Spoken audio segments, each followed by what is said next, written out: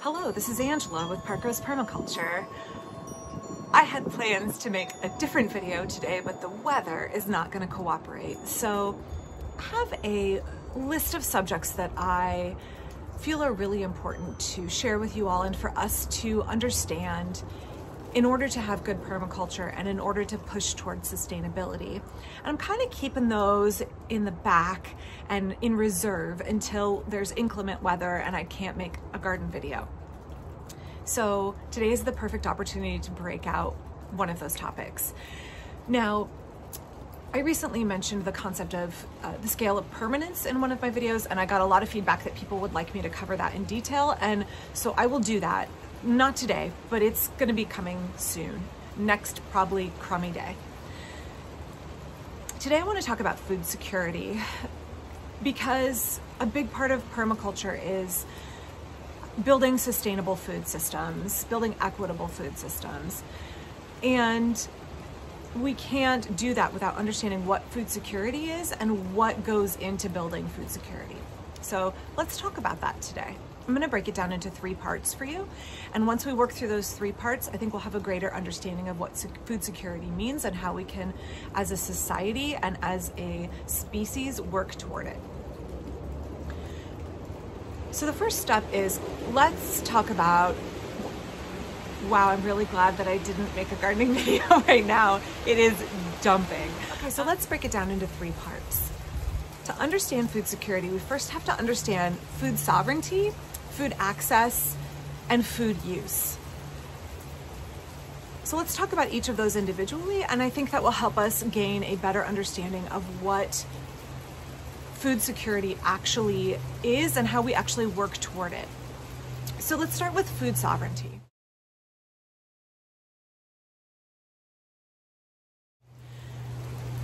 Food sovereignty is basically your right to grow certain foods or raise certain foods. It's pretty straightforward, right? It seems pretty uncomplicated. But if we look at it more closely, in order to establish food sovereignty,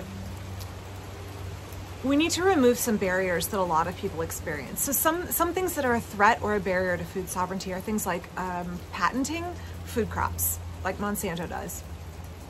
Patenting feed crops that go to our livestock, and then suing farmers when their own non-patented food crops are contaminated with genetic stock of these patented foods. So I think a lot of us are fairly familiar with that topic. We've seen some of the court cases that have played out over that topic, over corporations owning patents to genetic material for food crops and for livestock feed. The second way that I think maybe people don't think about that much, but I see it come up over and over and over again in gardening groups, is the topic of HOAs and covenants in communities. So that's a threat to food sovereignty because you may live in an area that says you can't have a vegetable garden, you can't keep bees, you can't have backyard chickens. So all of that is a threat to, or a barrier to, somebody's ability to produce their own food. So if we're going to talk about food sovereignty and our right to grow our own food, our right to raise our own food in order to increase our food security, we have to understand these limitations, such as patenting food crops so that it's illegal to save your own seed and you must rebuy from a corporation every year, or covenants, HOAs. For those of you that don't have HOAs, that's Homeowners Association, which is a bunch of classist nonsense, and I would love to have a whole video just about HOAs.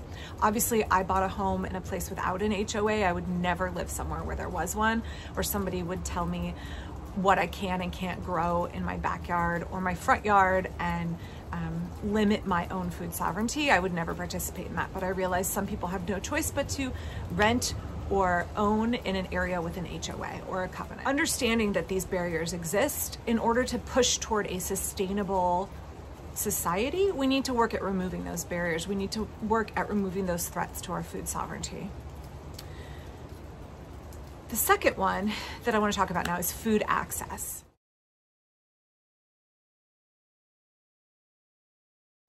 Okay, so now let's talk about the second one, which is food access. And that comes in two different forms.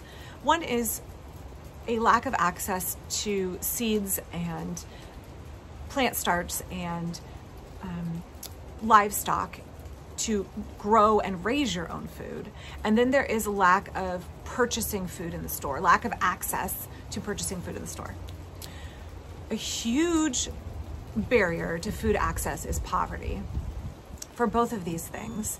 And here in the United States, you may not be aware, if you are on food stamps, you can use your food stamp money to purchase seeds and plant starts and even fruit trees. I'll put some information in the description about that.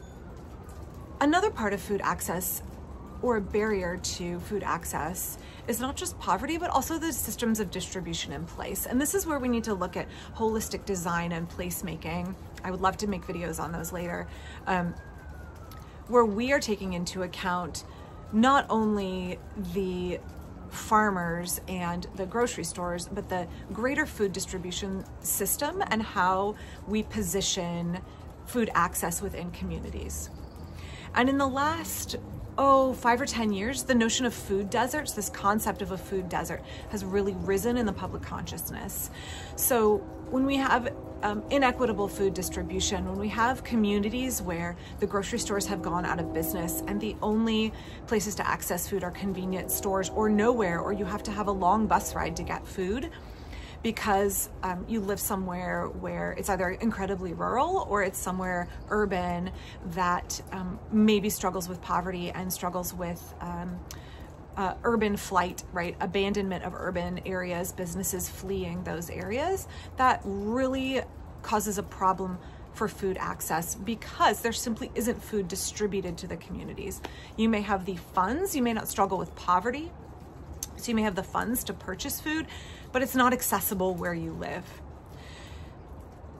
Some solutions to food distribution problems are things like community-supported agriculture groups, also known as CSAs, where you partake in a food share program for your local community, and therefore you are accessing food from your local system that doesn't require a huge carbon footprint and a complicated food distribution system because you're buying local from your community. When we think about redesigning our food systems, redesigning the way we distribute food is going to be integral to having sustainability. And we can't rely solely on models like the big box stores and giant grocery store chains because they don't exist in a lot of these places. So having options like CSAs and farmers markets, having options like CSAs that deliver to people's place of work, that's a big one. I know here we have Kaiser Health, and there are CSA distribution sites at Kaiser. So if you work in the Kaiser system or you're going to your doctor's appointment, you could potentially participate in a CSA more easily. And that is all about food distribution, coming up with different ways of thinking about how we get food to people and methods that are based on increasing food access and food security instead of models that focus on profit and capitalism. So let's talk about briefly the last of the three issues that feed into food security, and that is food use.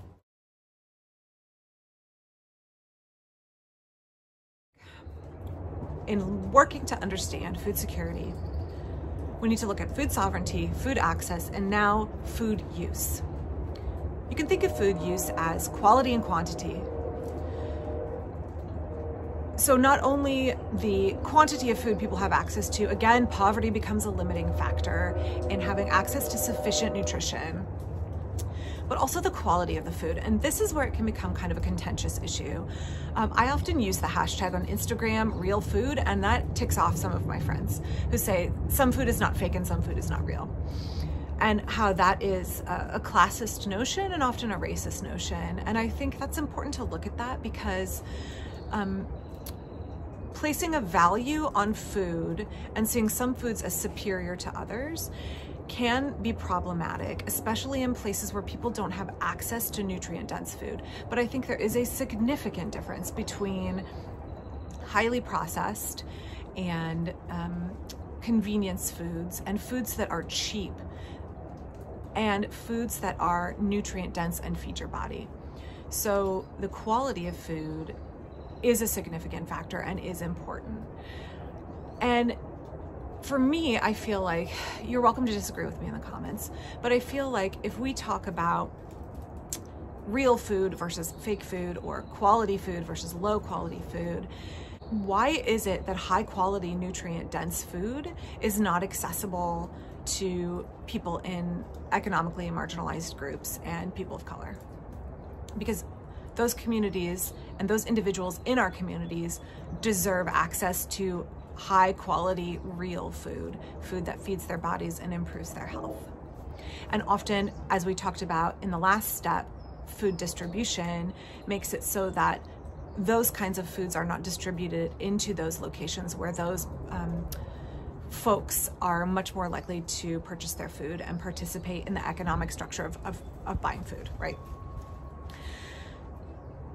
So we know, I enjoy Michael Pollan's books, Omnivore's Dilemma and In Defense of Food, where he talks about the impact of using highly refined, highly processed, usually corn, soy-based food products, and selling them cheaply because they're cheap to produce.